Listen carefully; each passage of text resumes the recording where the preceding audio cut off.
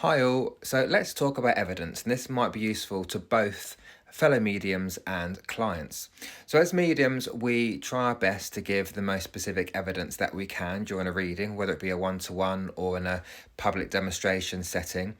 And we are conscious that we don't want to give generics, we want to give those specifics so you know that we've got your loved ones communicating with us.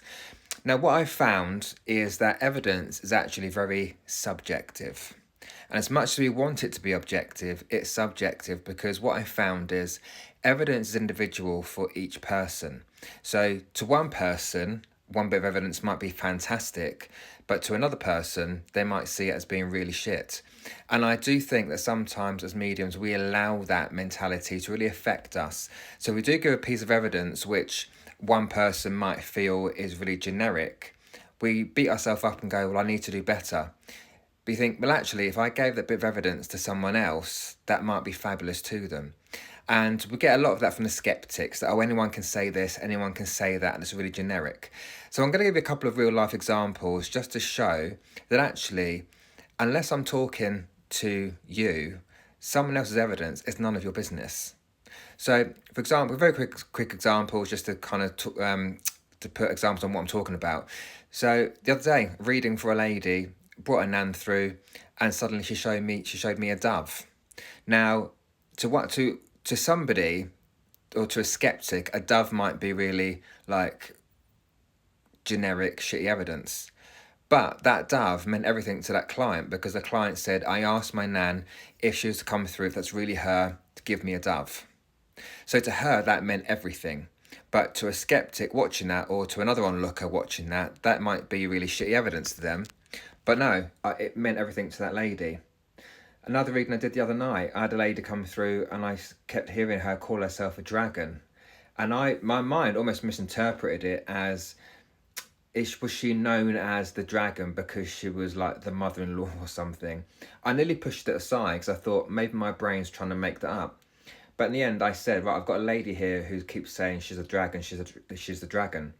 Turns out for that client that she called the lady a dragon, and the lady herself called her a dragon because she was quite fiery tempered and very kind of strict and straightforward.